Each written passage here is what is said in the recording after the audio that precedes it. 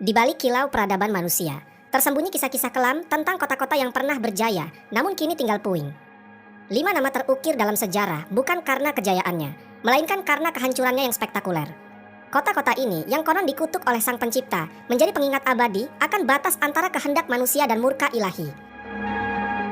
Dari debu dan abu, kisah mereka berbisik, memperingatkan generasi mendatang tentang harga yang harus dibayar atas pembangkangan dan dosa. Mari kita telusuri jejak 5 kota terkutuk ini yang nasibnya telah diputuskan oleh tangan Tuhan sendiri. 1. Pompei. Pompei adalah sebuah kota kuno yang terletak di wilayah Campania, Italia.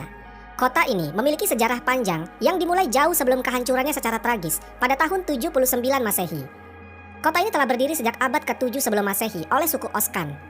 Pompei awalnya merupakan sebuah pemukiman kecil yang kemudian berkembang menjadi kota pelabuhan penting di wilayah Napoli. Pompei pun berkembang menjadi kota yang besar pada kala itu. Kota ini juga dikenal memiliki tanah yang jauh lebih subur daripada tempat lain. Karena Pompei terletak di kaki gunung Vesuvius, sebuah gunung berapi purba yang merupakan satu-satunya gunung berapi aktif di Eropa. Para petani di kota ini banyak yang menanam anggur dan zaitun.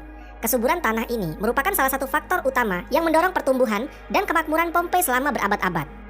Meskipun gunung Vesuvius telah lama menjadi bagian dari landscape kota Pompei, penduduk kota tampaknya tidak menyadari bahaya yang kelak akan ditimbulkannya. Gunung Vesuvius diketahui telah tidak aktif selama berabad-abad, dan vulkanologi pada masa itu masih sangat terbatas. Kota Pompei merupakan bagian dari wilayah kekuasaan Romawi kuno. Banyak dari masyarakatnya merupakan orang keturunan Romawi. Dan di seluruh wilayah kekaisaran Romawi kuno, praktik prostitusi memang dilegalkan, tetapi Pompei menawarkan sesuatu yang lebih. Diperkirakan ada 35 rumah bordil yang tersebar di kota ini. Jumlah rumah tersebut tergolong banyak, mengingat Pompei hanya seluas 12 km persegi dengan populasi sekitar 15.000 orang. Untuk menuju rumah bordil, di jalanan Pompei diberi petunjuk arah berupa pahatan palus yang berbentuk alat kelamin laki-laki. Simbol itu untuk mengarahkan orang asing yang mungkin mabuk berat atau tidak bisa berbicara bahasa lokal. Praktik prostitusi biasanya dilakukan oleh para budak yang memasang tarif sangat murah, dan bahkan tarif di kota Pompei ini jauh lebih murah daripada di wilayah kekaisaran Romawi yang lainnya. Dengan membayar setara harga seperempat gelas anggur, setiap laki-laki yang datang ke Pompei sudah bisa memesan pelacur. Bahkan pada salah satu dinding aula ditemukan tulisan yang artinya, "Jika Anda mencari pelukan manis di kota ini, semua gadis di sini tersedia." Hubungan seksual yang diwajarkan tidak hanya terjadi antara laki-laki dan perempuan saja. Penemuan grafiti menunjukkan bahwa homoseksual dan pemerkosaan anak juga menjadi hal yang biasa di Pompei. Temuan itulah yang membuat Pompei dijuluki sebagai kota maksiat, terlepas dari arsitekturnya yang megah dan keberagaman karya seninya. Akhirnya, setelah kegiatan maksiat di kota ini semakin parah dan menjadi pemandangan yang lumrah, pada tanggal 24 Agustus 79 Masehi, sekitar tengah hari, terjadilah letusan mahadahsyat dari Gunung Vesuvius. Gunung ini mengeluarkan kolom erupsi yang luas dan tinggi, hingga mencapai ketinggian 33 km. Abu vulkanik dan batu apung mulai berjatuhan di Pompei dan di daerah sekitarnya. Tebalnya erupsi menyebabkan kegelapan di siang hari, dan membuat orang-orang kesulitan untuk bernapas, sehingga penduduk Pompei banyak yang tidak sanggup melarikan diri. Kemudian pada malam hari letusan mencapai puncaknya. Serangkaian awan panas yang mematikan mulai menyapu kota dengan kecepatan tinggi dan membunuh siapapun di kota tersebut. Meskipun sulit untuk memastikan jumlah korban jiwa yang tepat, tetapi diperkirakan ada sekitar 2.000 orang yang tewas di kota Pompei. Dan meskipun banyak juga yang berhasil melarikan diri pada tahap-tahap awal letusan, tetapi mereka yang tetap tinggal atau terlambat melarikan diri menghadapi nasib yang sangat mengerikan. Kota maksiat ini hancur lebur bersama penduduknya, lalu terkubur dan terlupakan selama lebih dari 1.700 tahun. 2. Ashabul Rosh. Ashabul Rosh adalah sebuah kaum yang hidup pada zaman dahulu. Kisahnya disebutkan dalam Al-Quran sebagai salah satu kaum yang mendapat azab dari Allah Subhanahu wa Ta'ala. Nama Ashabul Rosh secara harfiah berarti penghuni sumur atau pemilik sumur. Mereka tinggal di sebuah wilayah yang kini diperkirakan berada di antara Yamamah dan Hadramaut di Jazirah Arab. Kehidupan Ashabul Rosh sangat bergantung pada sebuah sumur besar yang menjadi sumber air utama mereka. Sumur ini tidak hanya menjadi pusat kehidupan mereka, tetapi juga menjadi simbol kemakmuran dan identitas kaum tersebut. Mereka membangun peradaban yang cukup maju di sekitaran sumur ini, dengan pertanian dan peternakan sebagai mata pencaharian utama. Meskipun telah diberi nikmat berupa sumber air yang melimpah, Ashabul Rosh justru menyalahgunakan anugerah tersebut. Mereka mengembangkan sistem kepercayaan yang menyimpang dan menyembah pohon cemara besar yang tumbuh di dekat sumur mereka. Pohon ini dianggap suci dan dijadikan objek penyembahan, menggantikan Allah Subhanahu wa Ta'ala sebagai Tuhan yang seharusnya disembah.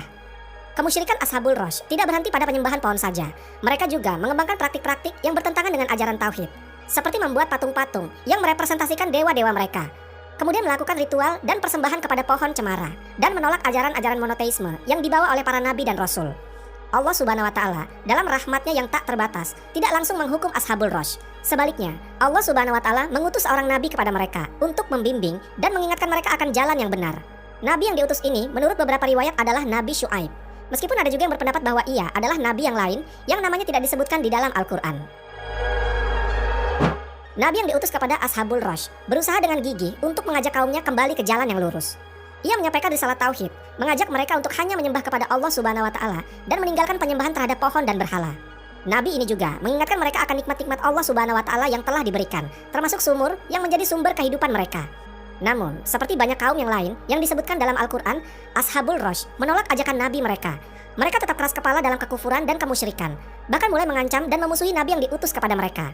Penolakan ini berlangsung dalam waktu yang cukup lama, menunjukkan kesabaran Allah Subhanahu wa Ta'ala dalam memberi kesempatan kepada hamba-hambanya untuk bertaubat. Setelah bertahun-tahun menolak ajakan Nabi mereka dan tetap teguh dalam kekufuran, akhirnya azab Allah Subhanahu wa Ta'ala turun kepada kaum Ashabul Rosh. Azab ini datang sebagai konsekuensi dari penolakan mereka yang terus-menerus terhadap ajaran tauhid dan ketekunan mereka dalam menyembah selain Allah Subhanahu wa Ta'ala. Menurut beberapa riwayat, azab yang menimpa Ashabul Rosh terjadi dalam beberapa tahap. Yang pertama, kekeringan dan paceklik. Allah Subhanahu wa Ta'ala mulai mengurangi curahan rahmatnya dengan menahan air hujan. Akhirnya terjadi kekeringan berkepanjangan. Tanaman-tanaman mereka mengering dan ternak mereka mulai pada mati kelaparan.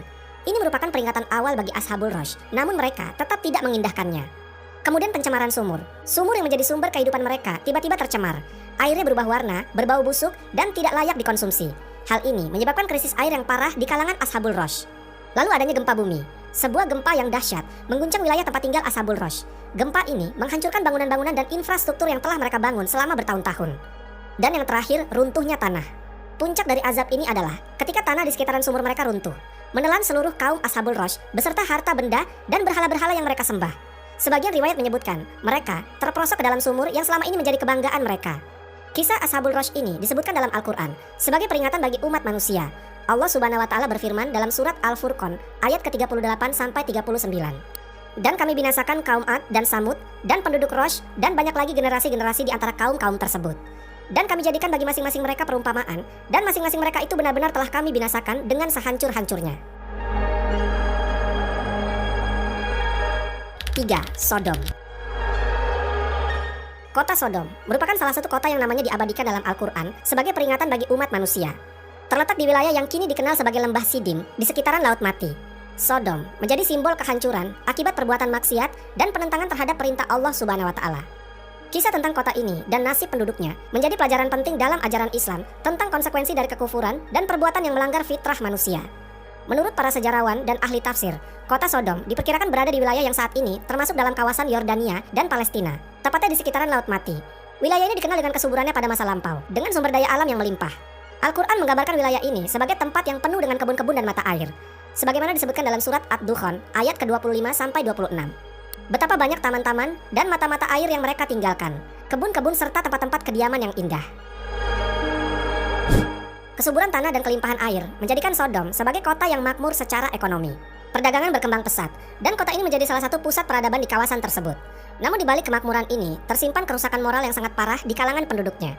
Masyarakat Sodom dikenal karena perilaku mereka yang sangat menyimpang dari norma-norma kemanusiaan dan ajaran agama. Beberapa karakteristik utama dari masyarakat Sodom yang disebutkan dalam Al-Quran dan hadis antara lain. Yang pertama, praktek homoseksual menjadi ciri khas yang paling menonjol dari penduduk Sodom. Al-Quran menyebutkan bahwa mereka adalah kaum pertama yang melakukan perbuatan ini. Sebagaimana disebutkan dalam surat Al-A'raf ayat ke-80-81. Perbuatan ini dianggap sebagai pelanggaran berat terhadap fitrah manusia dan hukum Allah Subhanahu wa Ta'ala. Yang kedua, adanya perampokan dan kejahatan selain penyimpangan seksual. Masyarakat Sodom juga terkenal dengan tindakan kriminal mereka. Mereka sering melakukan perampokan terhadap musafir yang melewati kota mereka. Bahkan, tindakan ini seolah-olah telah menjadi budaya yang diterima secara luas di kalangan penduduk Sodom. Kemudian Allah Subhanahu wa Ta'ala mengutus Nabi Lut alaihissalam kepada kaum ini untuk meluruskan fitrah mereka sebagai manusia serta mengenal apa yang disukai dan tidak disukai oleh Allah Subhanahu wa Ta'ala. Sayangnya, mayoritas penduduk Sodom menolak dakwah Nabi Lut alaihissalam. Penolakan dan ejekan masyarakat Sodom menolak ajaran yang dibawa oleh Nabi Lut alaihissalam dan bahkan mengejek beliau. Mereka menganggap ajaran Nabi Lut alaihissalam sebagai hal yang aneh dan bertentangan dengan tradisi mereka. Menjelang turunnya azab kepada kaum Sodom, terjadi beberapa peristiwa penting yang disebutkan dalam Al-Quran. Allah Subhanahu wa Ta'ala mengutus para malaikat dalam wujud pemuda-pemuda yang tampan untuk menguji kaum Sodom sekaligus membinasakan mereka. Para malaikat ini datang sebagai tamu ke rumah Nabi Lut alaihissalam. Nabi Lut alaihissalam merasa cemas karena mengetahui perilaku buruk kaumnya. Beliau khawatir tidak dapat melindungi para tamu dari niat jahat kaumnya. Berita tentang kedatangan tamu-tamu tampan ke rumah Nabi Lut alaihissalam menyebar dengan cepat. Kaum Sodom beramai-ramai mendatangi rumah Nabi Lut alaihissalam dengan niat untuk berbuat keji terhadap para tamu tersebut. Nabi Lut alaihissalam bahkan menawarkan kedua putrinya untuk dinikahi oleh kaum lelaki Sodom. Namun tawaran ini ditolak, menunjukkan betapa parahnya penyimpangan seksual yang telah mengakar dalam masyarakat Sodom. Para malaikat melihat kecemasan Nabi Lut alaihissalam dan kekeraskepalaan kaumnya. Para malaikat akhirnya mengungkapkan jati diri mereka. Mereka memberitahu Nabi Lut alaihissalam bahwa mereka adalah utusan Allah Subhanahu wa Ta'ala yang datang untuk menyelamatkan Nabi Lut alaihissalam dan keluarganya yang beriman, serta untuk membinasakan kaum yang durhaka. Setelah berbagai peringatan dan dakwah yang dilakukan oleh Nabi Lut alaihissalam tidak dihiraukan oleh penduduk Sodom, Allah Subhanahu wa Ta'ala akhirnya menurunkan azabnya. Proses turunnya azab ini dijelaskan dalam Al-Quran dengan sangat detail dan mengerikan, menunjukkan betapa dahsyatnya hukuman Allah Subhanahu wa Ta'ala bagi kaum yang ingkar dan berbuat kerusakan di bumi. Al-Quran menyebutkan bahwa azab tersebut turun pada waktu subuh, sebagaimana disebutkan dalam surat Al-Hijr ayat ke-73. Bentuk azab-azab yang ditimpakan kepada kaum Sodom dijelaskan dalam Al-Quran dalam berbagai bentuk. Yang pertama, hujan batu. Allah Subhanahu wa Ta'ala menurunkan hujan batu dari langit yang menghancurkan kota Sodom. Ini disebutkan dalam surat Al-Hijr ayat ke-74. Kemudian yang kedua, kota Sodom juga diguncang dengan gempa yang dahsyat. Ini disebutkan dalam surat Al-A'raf ayat ke-78. Dan yang terakhir, Al-Quran juga menyebutkan adanya suara yang mengguntur yang mengiringi azab tersebut, sebagaimana disebutkan dalam surat Al-Hijr ayat ke-73. Sebelum azab diturunkan, Nabi Lut alaihissalam dan para pengikutnya yang beriman diperintahkan untuk meninggalkan kota. Mereka diselamatkan oleh Allah Subhanahu wa Ta'ala sebagai rahmat bagi orang-orang yang beriman. Namun, istri Nabi Lut alaihissalam yang tidak beriman ikut dibinasakan bersama penduduk Sodom lainnya. Satu hal yang paling mengerikan dari azab yang ditimpakan kepada Sodom adalah pembalikan kota tersebut. Al-Quran menyebutkan bahwa Allah Subhanahu wa Ta'ala membalikan kota Sodom, menjadikan bagian atasnya di bawah dan bawahnya di atas. Ini menunjukkan kehancuran total yang dialami oleh kota tersebut. 4. Legetang. Pada suatu hari di desa Legetang, warga melihat ada banyak sekali binatang-binatang liar yang berkeliaran di sekitaran jalan desa, yang entah tidak tahu binatang-binatang ini berasal dari mana. Ada monyet, kera, babi hutan, dan masih banyak binatang yang sebenarnya bukan berasal dari daerah desa itu. Akhirnya warga pun mencari tahu dari manakah hewan-hewan ini berasal, dan didapatinya mereka ini adalah hewan yang tinggal di puncak gunung, berasal dari gunung Pengamun-amun. Gunung ini berada agak jauh dari desa Legetang. Akhirnya dibentuklah musyawarah di desa Legetang untuk menyikapi peristiwa ini. Mereka pun menyimpulkan kenapa hewan-hewan ini turun gunung. Itu dikarenakan akan terjadi musibah besar. Ya, karena hewan-hewan dikatakan bisa memprediksi akan musibah di masa depan. Akhirnya, para warga dari desa Legetang memutuskan untuk kerja bakti membuat paritan di lembah gunung Pengamun-amun karena mereka beranggapan bahwasanya akan terjadi longsor. Maka mereka pun berangkat ke lembah gunung. Jarak antara desa dan lembah gunung ini dipisahkan oleh perkebunan warga. Jadi artinya, jarak antara gunung Pengamun-amun dan desa Legetang itu lumayan jauh karena dipisahkan perkebunan dan lembah. Maka dibuatlah paritan itu dengan beramai-ramai oleh warga desa dengan maksud antisipasi bencana alam. Desa Legetang terletak di dataran tinggi Dieng, Kecamatan Batur, Kabupaten Banjarnegara, Jawa Tengah. Desa ini punya potensi tanah yang subur dibanding dengan desa-desa lain yang ada di sekitarnya. Jadi umpamanya, ada yang menanam semangka di desa lain, itu paling besar bisa seberat 6 kg. Namun jika semangka itu ditanam di Legetang, beratnya bisa mencapai 10 sampai 12 kg. Maka setelah parit itu dibuat, aktivitas di desa Legetang berjalan seperti biasanya. Dan perlu diketahui, orang-orang di desa ini hidup di atas kemakmuran. Artinya hanya sedikit saja orang yang miskin di desa ini. Ada banyak saudagar-saudagar kaya raya di sini. Mereka ini sering menghambur-hamburkan uangnya untuk hiburan. Jadi setiap malam mereka sering berjudi. Terus ada juga di beberapa malam mereka menggelar kesenian lengger. Kesenian ini sering berujung pada tindakan asusila. Ini hanya terjadi di desa itu. Jadi setiap malamnya mereka ini dikatakan sering melakukan maksiat, mulai dari judi, mabuk-mabukan, bahkan seks bebas. Dan bahkan kegiatan ini karena sudah rutin dilakukan, orang-orang di desa itu yang tidak ikut dalam kemaksiatan ini terkesan membiarkannya saja, seolah-olah itu adalah hal yang wajar. Dan ada juga sumber yang mengatakan tingkat maksiat di desa ini sudah melampaui batas. Bahkan ada anak yang bersetubuh dengan ibu kandungnya. Suara musik gamelan, suara orang-orang mengobrol kencang, dan suara orang tertawa terbahak-bahak terdengar di setiap malamnya. Tiba-tiba, di suatu malam pada tanggal 17 April 1955, terjadi hujan yang sangat lebat. Bahkan saking lebatnya, ketika itu orang-orang takut untuk keluar rumah. Petir menyambar-nyambar dan suara guntur yang mengerikan pecah di atas langit yang berawan gelap. Tiba-tiba, ada suara seperti ledakan yang sangat kencang, yang suaranya ini terdengar hingga ke desa-desa di sekitaran desa Legetang. Namun orang-orang sekitaran desa Legetang takut untuk mencari tahu ada apa di balik suara ledakan besar itu. Mereka tetap di dalam rumah hingga menjelang pagi. Ketika pagi hari, setelah badai malam itu reda, orang-orang dari desa tetangga Legetang melakukan aktivitas seperti biasanya. Mereka pergi mencari rumput jauh sampai di dekat desa Legetang. Dan betapa terkejutnya mereka ketika mengetahui bahwasannya desa Legetang sudah rata tertimbun tanah yang berasal dari puncak gunung Pengamun-amun. Di peristiwa ini, ada sekitar 332 penduduk asli dan 19 orang dari desa lain meninggal dunia. Dikisahkan, hanya 2 orang saja yang selamat dari peristiwa itu. Kalau mau dilogikakan, seperti tidak masuk akal apabila desa ini tertimpa longsoran puncak gunung. Karena letaknya sendiri jauh dari gunung itu, dan dipisahkan oleh lembah dan perkebunan warga. Harusnya, kalau memang gunung itu longsor, ya longsorannya harusnya jatuh di lembah gunung. Atau jika longsorannya jauh, maka hanya akan mengenai perkebunan warga saja. Lagi pula, 70 hari sebelum musibah ini terjadi, warga sudah membuat parit yang dalam untuk sikap antisipasi akan longsor di kemudian hari. Tapi apa daya, puncak gunung itu seperti dibelah, kemudian dibawa terbang, dan dijatuhkan kuat-kuat di desa Legetang. Banyak yang beranggapan bahwa musibah ini adalah azab dari Allah Subhanahu wa Ta'ala, karena tidak masuk secara nalar manusia. Namun ada juga yang bisa menjelaskan musibah ini sebagai fenomena alam yang bisa dideskripsikan secara ilmiah. Tapi penjelasannya dirasa kurang masuk akal, dan seolah-olah hanya cocok logis saja. Warga desa di sekitaran desa Legetang yang tahu akan medan dan jarak lokasi antara puncak gunung Pengamun-amun dan desa Legetang pun masih dibuat bingung kenapa hal ini bisa terjadi. Kalau bukan karena azab Allah Subhanahu wa Ta'ala sudah sampai kepada kaum ini. Akhirnya tak ada yang tersisa kecuali Allah Subhanahu wa Ta'ala binasakan.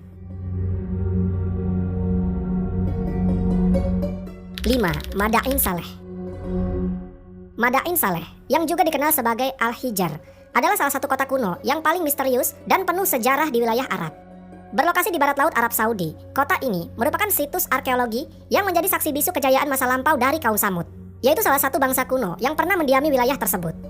Dalam sudut pandang Islam, Madain Saleh memiliki makna yang sangat mendalam, terutama terkait dengan kisah kehancuran kaum Samud akibat pembangkangan mereka terhadap perintah Allah Subhanahu wa Ta'ala. Madain Saleh adalah salah satu kota penting yang didirikan oleh kaum Samud, sebuah bangsa Arab kuno yang sangat terkenal dalam sejarah Islam. Kaum Samud adalah keturunan dari kaum Ad, yang juga merupakan kaum yang dihancurkan oleh Allah Subhanahu wa Ta'ala karena kedurhakaan mereka.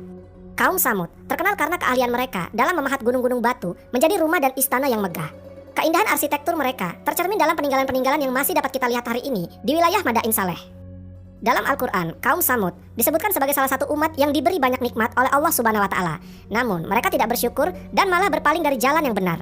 Allah Subhanahu wa Ta'ala mengutus Nabi Saleh alaihissalam kepada kaum Samud untuk mengajak mereka kembali ke jalan yang benar dan meninggalkan segala bentuk kemaksiatan yang mereka lakukan.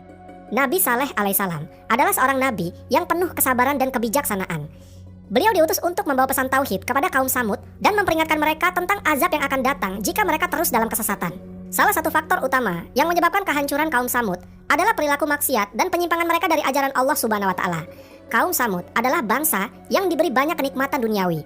Namun mereka tidak menggunakannya untuk bersyukur kepada Allah Subhanahu wa Ta'ala. Mereka justru terjerumus dalam berbagai bentuk kemaksiatan, seperti penyembahan berhala, penindasan terhadap orang lemah, dan kehidupan yang penuh dengan kemewahan dan kesenangan duniawi. Kaum Samud menyembah berhala-berhala yang mereka buat sendiri dan menganggap bahwa berhala-berhala tersebut memiliki kekuatan untuk memberi mereka perlindungan dan keberkahan. Mereka lupa bahwa segala sesuatu yang ada di dunia ini adalah ciptaan Allah Subhanahu wa Ta'ala, dan hanya kepadanya lah mereka seharusnya menyembah dan memohon perlindungan. Selain itu, kaum Samud juga terkenal karena kesombongan mereka. Mereka merasa superior karena kekayaan dan kemampuan mereka dalam membangun kota-kota megah dari gunung-gunung batu. Kesombongan ini membuat mereka menolak ajaran yang dibawa oleh Nabi Saleh alaihissalam. Bahkan mereka mengejek dan menentang peringatan yang diberikan.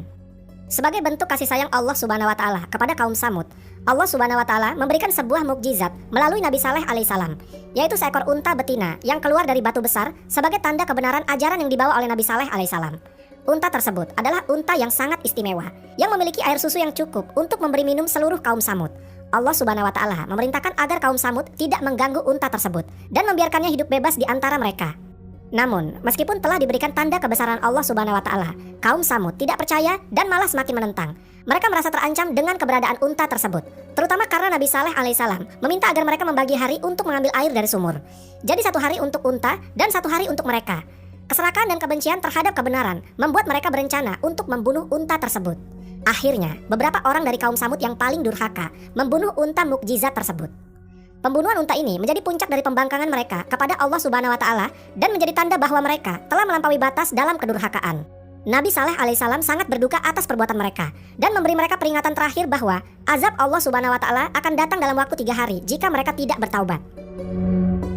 Seperti yang diperingatkan oleh Nabi Saleh alaihissalam, azab Allah Subhanahu wa Ta'ala pun datang setelah 3 hari. Allah Subhanahu wa Ta'ala mengirim sebuah gempa bumi yang dahsyat yang menghancurkan seluruh kota Madain Saleh. Gempa tersebut diikuti oleh suara yang sangat keras yang menyebabkan kematian seketika bagi seluruh penduduk yang durhaka. Dalam sekejap, kota yang megah tersebut hancur dan menjadi reruntuhan, meninggalkan pelajaran bagi umat manusia yang datang kemudian. Al-Quran telah jelas mengingatkan kita tentang nasib kaum Samud dalam beberapa ayat. Salah satunya dalam surat Al-A'raf ayat ke-78. Maka mereka dibinasakan oleh gempa yang dahsyat. Lalu jadilah mereka mayat-mayat yang bergelimpangan di tempat tinggal mereka. Ayat ini menggambarkan betapa dahsyatnya azab yang ditimpakan kepada kaum Samud sebagai akibat dari kedurhakaan mereka. Tidak ada satupun mereka yang selamat kecuali orang-orang yang beriman dan mengikuti ajaran Nabi Saleh alaihissalam.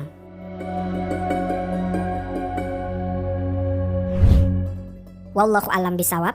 Semoga kisah ini bermanfaat. Lebih dan kurangnya mohon dimaafkan. Yang benar datangnya dari Allah Subhanahu wa taala, khilaf atau keliru itu datangnya dari saya pribadi sebagai manusia biasa. Sampai ketemu di kisah-kisah seru yang penuh makna selanjutnya. Saya akhiri. Wassalamualaikum warahmatullahi wabarakatuh.